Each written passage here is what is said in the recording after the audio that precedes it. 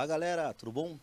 Muito bom estar com vocês de novo para bater um papo sobre a linguagem escrita, né? Para bater um papo sobre como a gente vai organizar nosso pensamento, como é que a gente vai direcionar basicamente uma lógica de escrita e principalmente como nós vamos montar uma estratégia para que a gente consiga se expressar da melhor forma possível.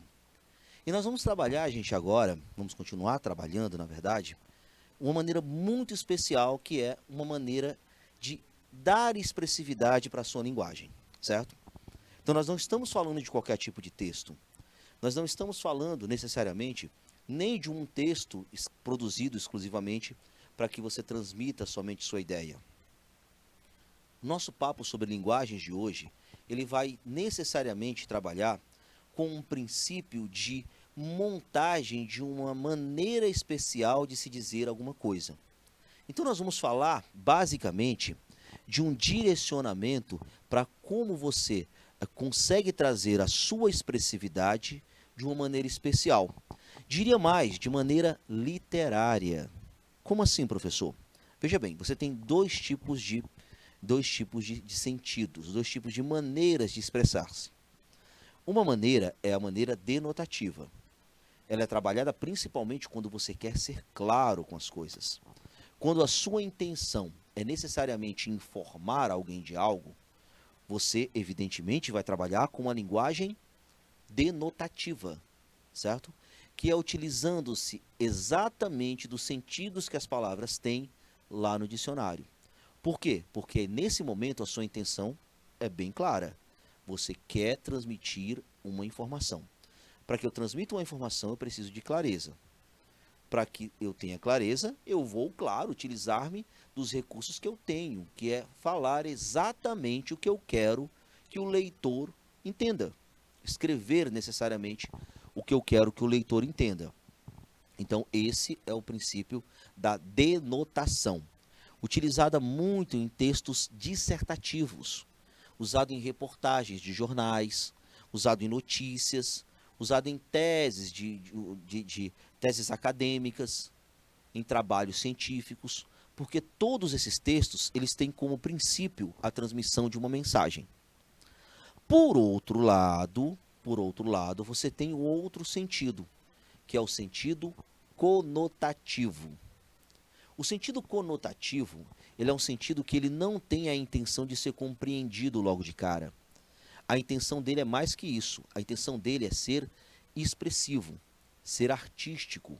Então a intenção não é só um entendimento. A intenção é que você perceba o que está escrito, mas que você interprete o que está escrito. Você vai precisar se esforçar um pouco mais para aprofundar-se, para mergulhar-se dentro desse princípio textual e para aí sim você entender não só a mensagem a ser transmitida, mas entender as intenções colocadas principalmente nas entrelinhas. Bom, quando eu utilizo-me desse sentido conotativo, eu vou utilizar-me de algo que eu vou chamar de figuras de linguagem, tá?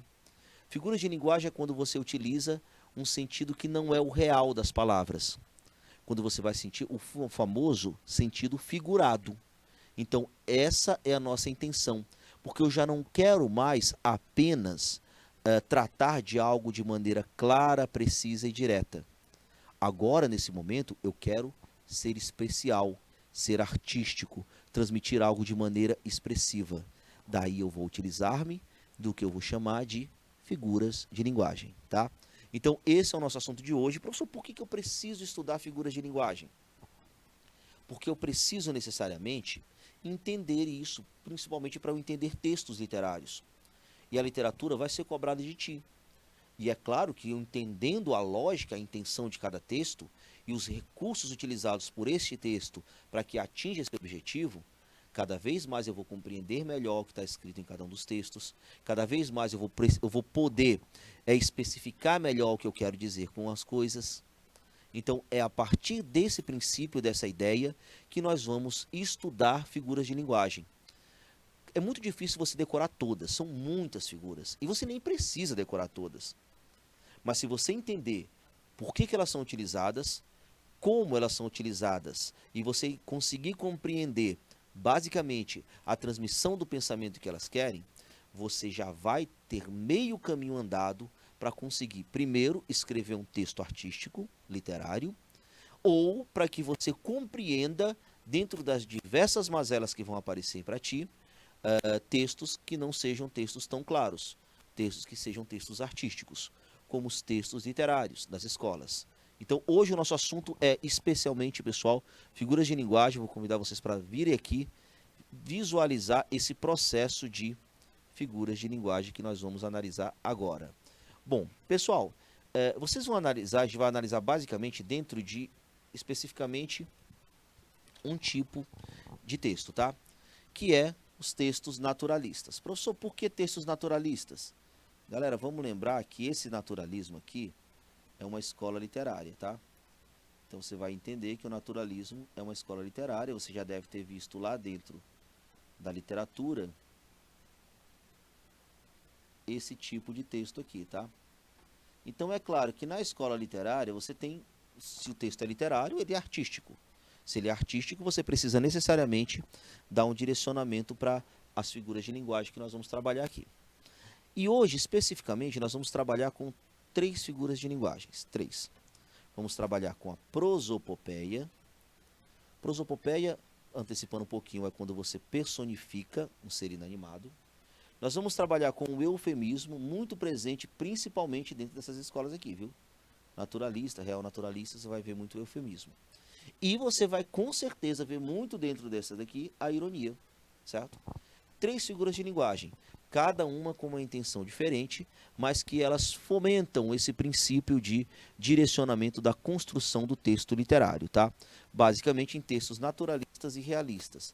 Na verdade, vale até um destaque aqui, o naturalismo ele não é uma escola literária especificamente, tá? Então eu vou deixar uma pequena óbvia aqui para vocês, para a gente direcionar. Nós temos textos naturalistas e realistas, mas o naturalismo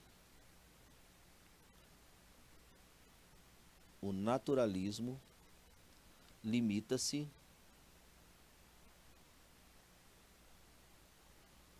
a uma ramificação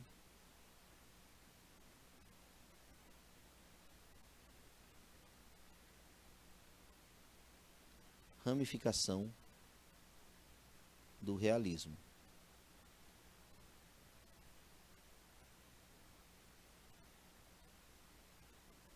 Com características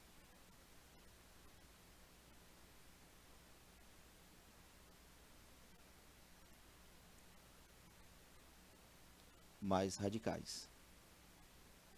Então é como se ela pegasse os princípios naturalistas e se tornar e evidenciasse, deixasse mais claro essa questão dos princípios, principalmente como objetividade, por exemplo, do texto realista, tá? Então aqui é para você entender mais ou menos como é que dá esse direcionamento. O naturalismo limita-se a uma ramificação do realismo, não configurando-se como uma escola literária por si só, mas uma escola literária, uma ramificação do realismo que aproxima-se que tem um tom mais radical, principalmente no que se refere à objetividade, certo? Bom, mas é bom que você reconheça cada um desses pontos. Antes que a gente parta propriamente para os textos literários, eu queria que você entendesse o que é cada uma dessas figuras, tá? Para a gente entender mais ou menos como é que é essa lógica. Primeiro ponto, a personificação. Como é que eu trabalho com a personificação? Um detalhe, prosopopeia e personificação, pessoal, ele vai configurar, é a mesma coisa, tá? Então é só 2 denominações diferentes para a ideia de prosopopeia. Prosopopeia ou personificação é a atribuição de características humanas, características humanas, basicamente essa é a lógica. Esse é o nosso princípio de conceito desse tipo de tema. Você atribui características humanas a seres inanimados, a seres não humanos. Então, basicamente, você vai indicar, entenda, características humanas, seres inanimados ou seres não humanos, certo? Então, quando eu tenho esse princípio aqui de propor, de atribuir essas características que são próprias do ser humano a esses seres, eu tenho um princípio de, necessariamente, de prosopopeia. A prosopopeia também é entendida como uma figura de linguagem de animismo. O que é animismo? É eu dar essa animação ligada a características humanas a esses seres, tá? Pois, como o próprio nome diz, trata-se de um processo de animação de personagens em um texto literário ou campanhas publicitárias. Veja bem, quais são as características do texto? Principalmente texto literário. Por quê, professor? Lembra do sentido que a gente vai utilizar aqui, ó. E por que campanhas publicitárias? Porque é muito comum, gente, que a campanha publicitária também utilize-se dessa linguagem mais artística, mais expressiva. Vale lembrar que todas elas fazem parte justamente da utilização do sentido conotativo, que foi o que eu acabei de explicar para vocês, que é o sentido artístico, expressivo, é o sentido figurado. Então você vai utilizar basicamente nesse princípio, tá? Então vamos lá, o que é a prosopopeia? Prosopopeia é a atribuição de características humanas a seres inanimados ou a seres não humanos, tá? Como o nome já disse, é uma figura de linguagem, ela vai ser utilizada principalmente em textos literários e, em alguns casos, em campanhas publicitárias, porque é justamente um tipo de texto que também apela para a linguagem artística, para a gente trazer esse direcionamento aqui, tá? Bom, entendido aqui o que é a prosopopeia, vamos dar um direcionamento aqui. Bom, qual é a grande intenção? Gente, ó, a grande intenção é muito interessante você entender qual é a intenção dessas ideias, porque você precisa compreender o porquê de utilizá-las. A intenção desse recurso é intensificar a expressividade. Gente, o que eu preciso aqui? Ser expressivo. Eu não quero falar as coisas da mesma maneira de todo mundo, eu quero ser artístico. Basicamente, para que você entenda essa lógica, é você compreender, por exemplo, a diferença entre um pintor de paredes e um pintor de quadros artísticos. Qual é a diferença, professor, se os dois são pintores? Aí eu faço essa pergunta, qual é a diferença? A diferença é que um pintor de parede, ele vai chegar lá e vai dar uma cor para a parede, apenas isso. Ele não tem uma intenção de se expressar ali. Ele não tem uma intenção de se tornar alguém conhecido ou passar uma mensagem emocional ali. A intenção dele é muito clara. A intenção dele é somente pintar uma parede, para torná-la limpa, para torná-la de uma cor só e pronto. Diferente de uma pessoa que vai pintar uma tela. Essa pessoa que vai pintar uma tela, ele tem uma intenção, que é expressar os seus sentimentos, as suas emoções. É a mesma coisa da figura de linguagem. A grande intenção é intensificar essa expressividade. É eu afirmar o que eu quero, é eu mostrar um sentimento meu, é eu apresentar uma linguagem de maneira especial. É justamente essa a intenção da figura de linguagem, tá? Já vá pensando nisso. Uh, a intenção é chamar a atenção do leitor para algum assunto, certo? Ou chamar a atenção para um teor artístico, ou chamar a atenção para uma campanha publicitária, como nós vimos aqui. No entanto, é preciso destacar os pontos que distinguem a prosopopeia da metáfora. Metáfora, gente, ó, eu vou fazer uma puxada aqui de algo que a gente já até trabalhou. Metáfora é quando eu tenho uma comparação direta. Uma comparação direta é eu dizer que algo é outra coisa. Por exemplo, aquela garota é uma gata. Quando eu digo que ela é uma gata, eu estou dando a ela não uma característica animalesca, mas eu estou utilizando do sentido figurado para necessariamente mostrar que ela é muito bonita, certo? Essa é a minha intenção, mas eu falei que ela é muito bonita de uma maneira diferenciada, especial. Essa é a nossa intenção nesse momento. Mas quando eu utilizo a prosopopeia, não. Normalmente a prosopopeia ela tem uma intenção um pouquinho diferente, porque eu já vou trabalhar mais em textos mesmo, tá? Já que as duas figuras têm efeitos estilísticos, eu tenho que entender por que às vezes eu utilizo uma metáfora e por que outras vezes eu utilizo a prosopopeia, tá? Vale lembrar que a prosopopeia normalmente é utilizada quando realmente eu tenho uma intenção mais artística. Vamos visualizar aqui alguns pontos. Aqui uma explicaçãozinha com um exemplo para vocês. A personificação ou prosopopeia é a atribuição de qualidades e sentimentos humanos aos seres irracionais ou inanimados, né? Até completaria aqui. Veja bem, então quais são as características humanas? Qualidades e sentimentos, tá? São características próprias do ser humano.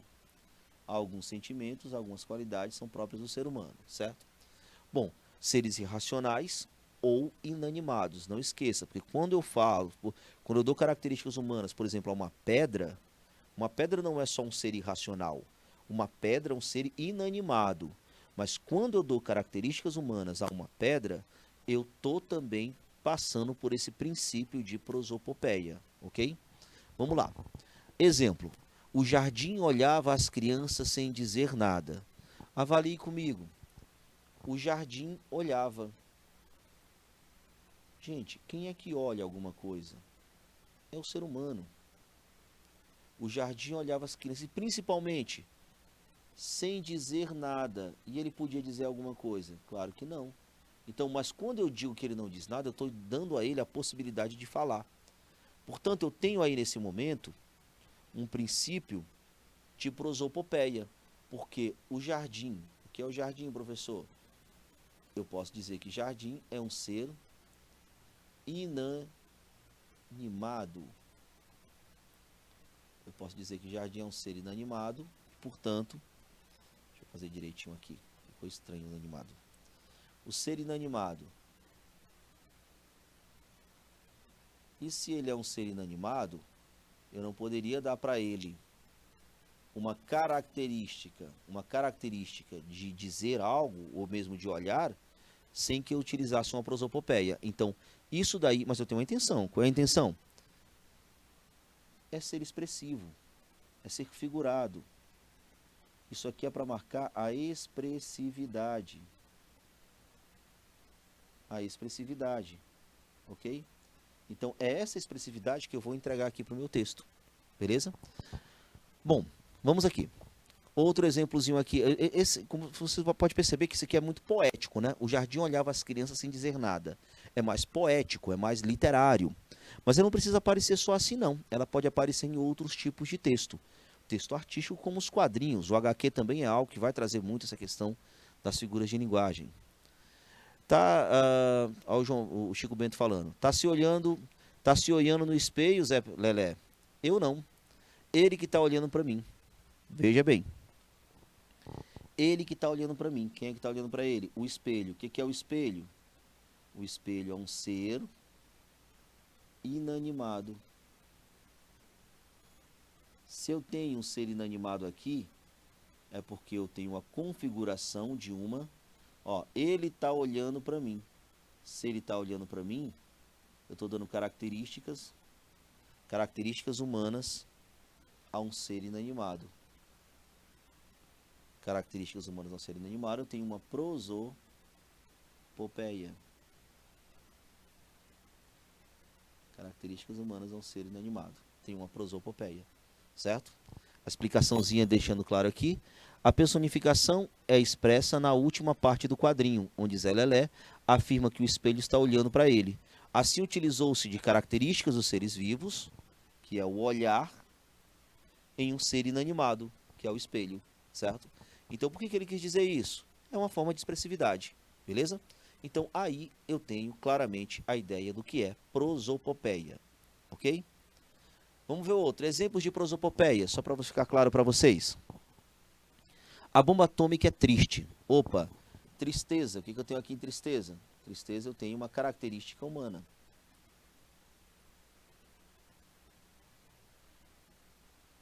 Característica humana. Se eu tenho uma característica humana e eu estou dedicando essa característica humana a quem? A bomba atômica. A bomba atômica configura-se como o quê? Ser inanimado. Ser inanimado. Então eu tenho, configurando aqui, uma prosopopeia. A bomba atômica é triste. Coisa mais triste não há. Quando cai, cai sem vontade. Esse cai sem vontade. Vontade do mesmo jeito. O que é vontade? Vontade é uma característica humana. E quando cai, quem é que vai cair? A bomba atômica. Eu tenho outra prosopopeia, certo? Perceba que a atribuição dada à bomba atômica pertence ao imaginário coletivo dos seres humanos, que é justamente a vontade, a tristeza. Isso aí faz parte do ser humano, tá? ou seja, trata-se de uma característica humana ou dos animais. Dessa forma, ocorre a construção de uma figura de linguagem por personificação. Quando eu tenho aqui personificação, vamos lembrar que é a mesma coisa de prosopopeia, tá? Nesse caso, em relação ao objeto que é um ser inanimado. Por que isso, professor? Porque eu estou tratando de Vinícius de Moraes. Vinícius de Moraes, gente, é necessariamente um poeta. E um poeta, ele tenta dizer algo, tenta expressar a sua vontade de forma artística. E é essa forma artística que vai desencadear aí um processo de personificação. Beleza? Dando continuidade, o que nós temos aqui mais? A Amazônia chora devido ao desmatamento. Opa, o que eu tenho aqui? Chorar. Chorar, gente, nada mais é do que uma característica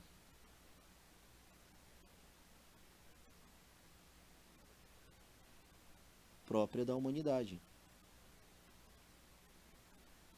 Uma característica humana. Só que essa característica humana está sendo dada a quem? Atribuída a quem? A Amazônia. O que é a Amazônia? Como nós podemos perceber aqui, é um ser inanimado. Características humanas para um ser inanimado, eu tenho a configuração de uma prosopopeia, certo? Observe que na oração a Amazônia chora, o verbo está em relação a um sujeito inanimado. Ele está apresentado a um sujeito inanimado. Como chorar é uma característica humana, eu tenho aí a configuração de uma prosopopeia. De novo, por que eu utilizo isso? É força de expressão. É uma tentativa de deixar mais claro esse direcionamento de uma maneira especial, artística, figurada nesse caso aí.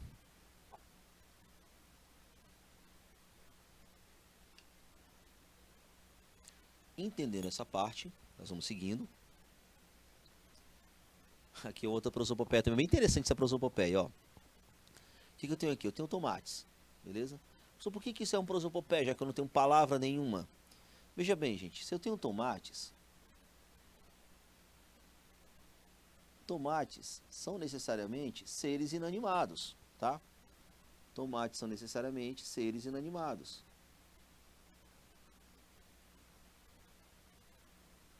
Professor, até aqui eu entendi, são seres inanimados.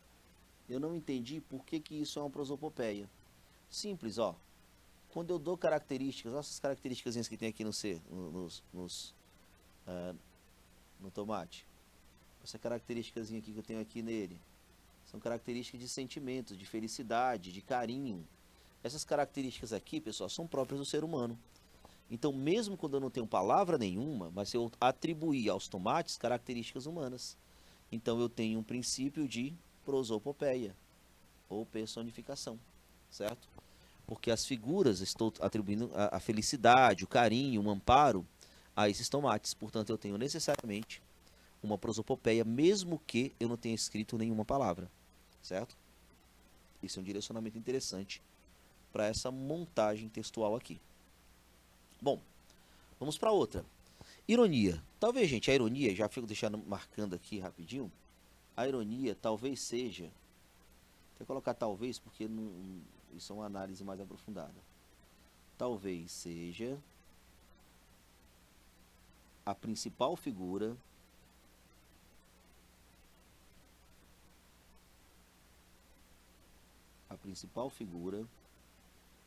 do realismo.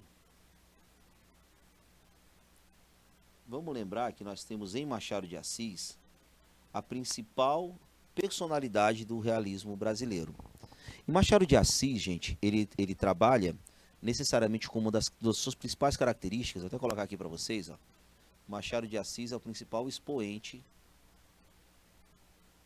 do realismo no Brasil, tá? Machado de Assis. E o Machado de Assis, uma das principais características dele é a ironia fina. Nós vamos chamar de ironia fina, pessoal, a ironia inteligente, a ironia sarcástica, sagaz. Então, o texto dele é pautado principalmente por esse direcionamento de uma ironia bem interessante, inteligente, sutil, muito marcante na obra dele, principalmente nos textos realistas do Machado de Assis. Professor, o Machado de Assis não é só realista, não? Vale lembrar que não. O Machado de Assis, pessoal, ele teve uma fase romântica, ou uma fase de transição, vamos dizer assim. Em obras como A Mão e a Luva, como Helena, ele traz consigo uma característica muito mais romântica do que realista. Ele dá início ao realismo com a obra Memórias Póstumas de Brás Cubas. Obra essa já inspirada nos princípios realistas, principalmente vindos da França, lá de Gustave de Flaubert, principalmente, com Madame de Bovary, mas ele traz consigo esse princípio de ironia já na sua segunda fase, que seria aquelas obras mais voltadas para o realismo, tá? Bom, professor, mas o que é essa ironia? Como é que ela aparece para a gente? Como é que ela pode ser utilizada? Vamos ver aqui o exemplo. O que é ironia? O conceito dele. Ironia é a representação do contrário do que se afirma. Basicamente, é como se você dissesse o contrário do que quer ser dito. É o contrário do que quer entender. Essa, especificamente, é a figura que configura-se como ironia. A gente tende a indicar a ironia como um princípio é, de, de, de, é, do fato de você ser engraçado, o fato de você ser sarcástico. A gente sempre trabalha com essa questão da ironia. O contém ironia, muito comum, principalmente nas redes sociais, né? Mas basicamente, pessoal, o que, que configura-se a ironia, especificamente?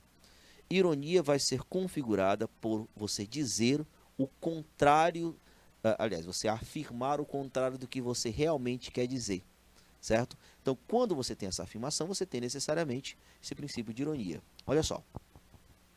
Exemplo, é tão inteligente que não acerta nada. Por quê? Veja bem, ó, se ele é tão inteligente, o que, que seria o natural, pessoal? O natural seria acertar tudo. Acertar tudo. Então, quando eu digo que ele não acerta nada, o que, que eu estou fazendo? Estou sendo irônico. Por quê? Porque o que ele não é, é inteligente, certo? Então, quando eu chamo ele de inteligente e digo que ele não acerta nada, eu estou afirmando claramente que inteligente ele não é. Portanto, aí, nesse momento, eu tenho um princípio de ironia, certo? Ele realmente, o que eu quero dizer é que ele é inteligente? Não, é o contrário disso. Por isso eu tenho um princípio de ironia.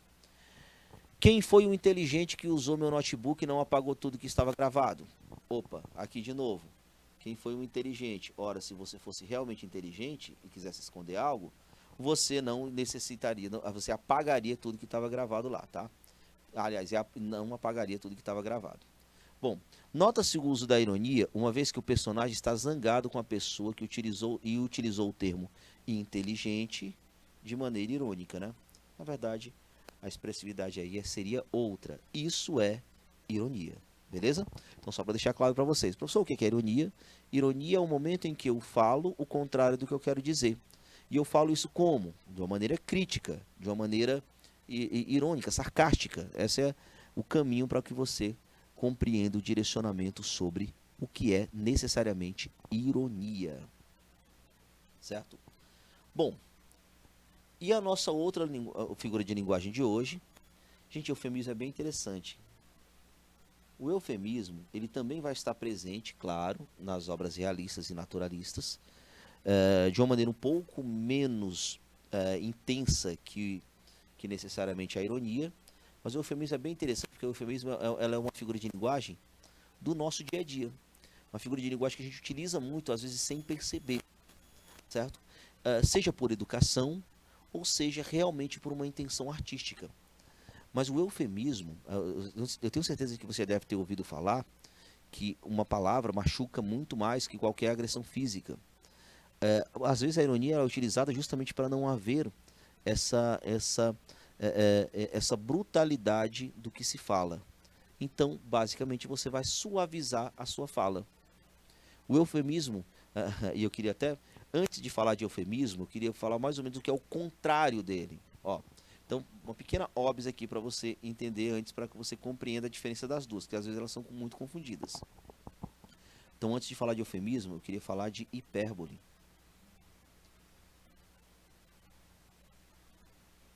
A hipérbole é bem interessante também. Professor, o que é hipérbole?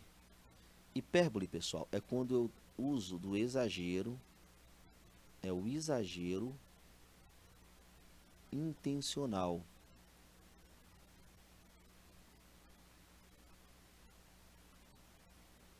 Quando eu tenho uma intenção mesmo de exagerar, certo? Um exagero proposital. Por exemplo, como é que eu digo assim, estou morrendo de fome. Necessariamente eu não estou morrendo, né, galera? Eu estou exagerando aí de maneira bem clara, porque eu quero deixar, eu quero expressar que eu estou com muita fome. Ou, por exemplo, estou morrendo de saudades de você. Se morrendo de saudades é um exagero intencional. Ou mais, quando eu digo, eu te traria 1000 rosas só para dizer o quanto eu te amo. Bem 1000 rosas. Andaria, tem músicas que são todas pautadas no exagero, né? Por exemplo, eu iria a pé do Rio a Salvador, eu mudaria até o meu nome, viveria em greve de fome. Então são todos exageros para expressar o quanto a pessoa ou ama, ou quer, ou está com fome, como a gente deu aqui o exemplo, entre outros exemplos que a gente tem aqui. Por que eu estou falando da hipérbole? Porque a hipérbole é o exagero. E o eufemismo é quase que o contrário disso. É quando você exatamente suaviza o que você fala, tá? Então, só para você não confundir as duas coisas. Bom, olha só aqui. Como é que você utiliza o eufemismo? O eufemismo é utilizado para suavizar o discurso. Professor, o que é suavizar o discurso? É você tornar ele mais leve, tá, pessoal? Então, basicamente, o que você vai fazer? Tornar o discurso mais leve.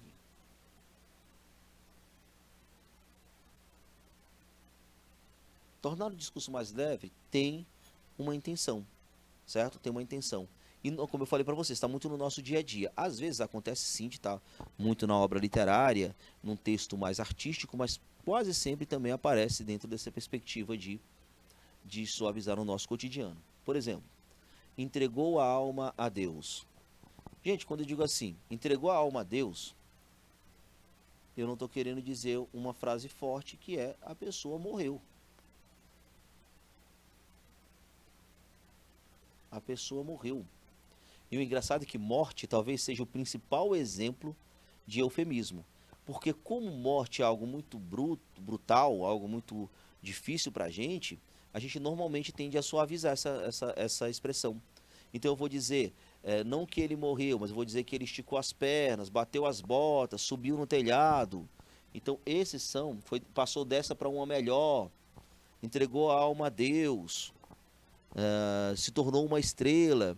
Então, esses princípios aí que a gente está falando é para suavizar um enunciado muito forte. E normalmente a gente utiliza para morte porque morte é um enunciado forte. Então, normalmente a gente utiliza aí para suavizar essa questão da morte em si. Assim, uma frase informa a morte de alguém. Olha só, essa daqui é bem engraçada. Essa vai girar entre dois pontos, porque você tem necessariamente um eufemismo, mas um eufemismo que vai gerar aqui um sarcasmo, algo interessante, ó. Fofoqueira não, querida. Eu sou produtora de biografias orais não autorizadas. Produtoras de biografias orais não autorizadas, né, para suavizar o princípio de fofoqueira, tá? Na charge acima, a explicação de fofoqueira é usada para suavizar o discurso. Fofoqueira é pejorativo, então eu tenho que utilizar algo que não seja tão pejorativo assim. Como é que eu vou utilizar? Produtora de biografias orais não autorizada, certo? De certa forma, é a suavização, e se é a suavização, eu tenho aqui um princípio de eufemismo, tá? De eufemismo. Nesse caso aqui é para ser engraçado, né? No caso da morte é mais para suavizar mesmo o impacto tão brutal que é esse anúncio. Pois bem, sabendo disso, sabendo aqui de todos os conceitos, agora eu convido vocês a tentar identificar dentro de textos literários, tá? Algumas questõezinhas aqui que vão mais ou menos indicar a gente o caminho para identificar essas figuras de linguagem. Aqui eu trouxe figuras de linguagem no geral, certo? Só para que você visualize aqui, entenda mais ou menos como é que é essa lógica. Olha só. As ondas amarguradas encostam a cabeça nas pedras do cais. Até as ondas possuem uma pedra para descansar a cabeça. Eu, na verdade, possuo todas as pedras que há no mundo, mas não descanso. Murilo Mendes. Veja bem, a figura de linguagem que ocorre nos versos 5 e 6 vamos ver aqui os versos. Verso 1, 2, 3, 4, 5, 6. Eu acho que teve um probleminha aqui nos versos, viu? Porque nós temos uma contagem. Porque, na verdade, é no verso 4 e 5, tá? Na verdade, verso 3 e 4 que vai aparecer aqui dentro desse princípio. Até as ondas possuem uma pedra para descansar a cabeça. Bom, eu tenho uma metáfora. Vamos lembrar o que é uma metáfora. É quando eu comparo, faço uma comparação direta. Uma sinédoque é quando você necessariamente atribui a uma característica voltada para um grupo específico, como se ela estivesse ligada a um grupo semântico. Hipérbole. O que é hipérbole, professor? A hipérbole já expliquei hoje aqui para vocês. Hipérbole é quando eu vou utilizar-me necessariamente do exagero, tá? Quando eu quero exagerar em algo, estou morrendo de fome, ou te trago 1000 flores, vou caminhando daqui até Salvador e assim por diante. Aliteração. O que é a aliteração? É quando eu tenho uma repetição. A aliteração é uma figura sonora, viu, gente? Então é importante você entender isso. O que é uma figura sonora, professor? Uma figura sonora, pessoal, é quando você necessariamente vai trabalhar com a ideia de uma marcação do som que você escuta como uma marca estilística. Por exemplo, uma aliteração é repetição de sons consonantais. Então, se eu disser assim, gemidos vãos de canaviais ao vento, note que eu estou repetindo o som do V. Gemidos vãos de canaviais ao vento. Essa repetição do V, ela dá uma expressividade para o texto, a partir do som ao ler o poema. Então, quando você tem essa repetição da consoante, do som, você tem o que nós chamamos de aliteração. É uma figura sonora, tá? Uma figura estilística sonora. E, por fim, eu tenho uma anáfora. A anáfora, basicamente, professor, o que é uma anáfora? É quando você inicia os diversos versos da mesma forma. Por exemplo, vamos ver aqui um exemplo. Sei lá, de tudo, meu amor, seria atento. Não, peraí, esse daí não que não vai funcionar. Eu queria viver mais contigo, eu queria sempre estar do teu lado, eu queria ser feliz, eu queria não acordar desse sonho. Esse eu queria, repetindo-se no início de cada oração, configura-se como uma anáfora, que seria o início aí de cada um dos elementos. Mas qual é a nossa resposta? Uma hipérbole. Onde é que está a hipérbole, professor? Eu possuo todas as pedras que há no mundo. Todas as pedras que há no mundo. Por que eu tenho aqui? Eu tenho um exagero. Foi justamente o que eu tinha falado. Se você pegar aqui, uma pedra para descansar a cabeça, é mais assim, claro, a pessoa tem, seria necessariamente, as ondas possuem uma pedra para descansar. Quando você fala de descansar a cabeça, atribuindo as ondas, nesse caso você tem uma personificação também.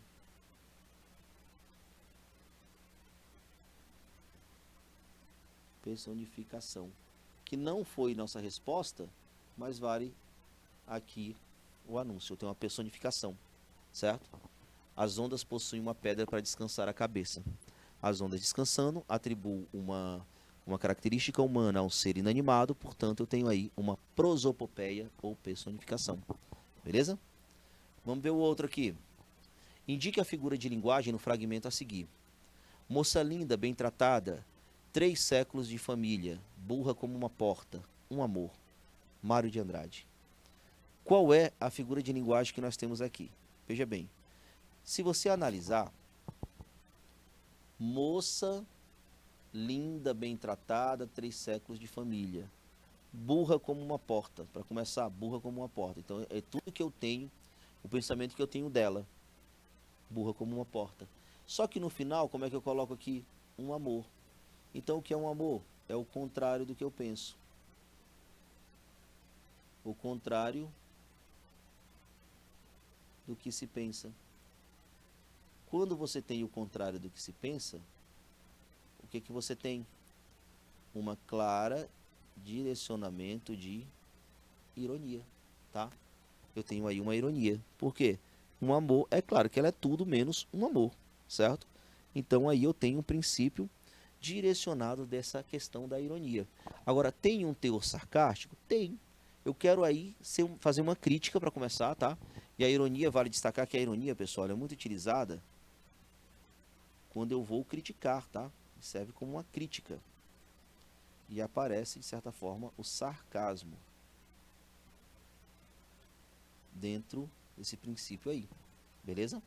Então, essas são características próprias da ironia. Vamos ver mais uma? Olha essa daqui. Nas alternativas a seguir, todas as expressões destacadas são prosopopeias, exceto, vamos lembrar o que é uma prosopopeia?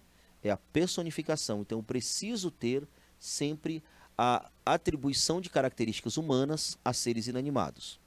Vamos lá. Os sinos chamam para o amor, para o amo. Os sinos chamam para o amo. A natureza me assusta, com seus matos sombrios e suas águas. A suntuosa Brasília, a escálida Ceilândia contemplam-se. Qual delas falará primeiro? Os canarinhos de Godofredo não tinham mais gosto nos primeiros tempos. O vento fazia promessas suaves a quem escutasse. Olha só aqui. O que nós temos? Primeiramente, os sinos chamam. Se os sinos chamam, eu tenho uma noção de prosopopeia. A natureza me assusta com seus matos sombrios na água. A natureza assusta, pessoal. Assustar é uma característica própria da humanidade. Então, com seus matos sombrios e suas águas. A suntuosa Brasília, elas contemplam-se. Contemplar-se é próprio também da questão da personificação, certo?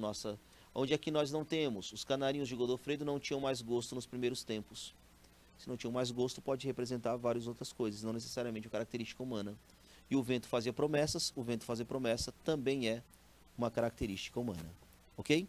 Então assim a gente encerra, pessoal. Eu espero ter sido claro, espero ter deixado claro todo o direcionamento para você entender o que é prosopopeia, o que é ironia e o que é eufemismo, e é a partir daí que você vai construir uma linguagem figurada adequada ao seu texto. Grande abraço, gente. A gente se vê na próxima. Até mais.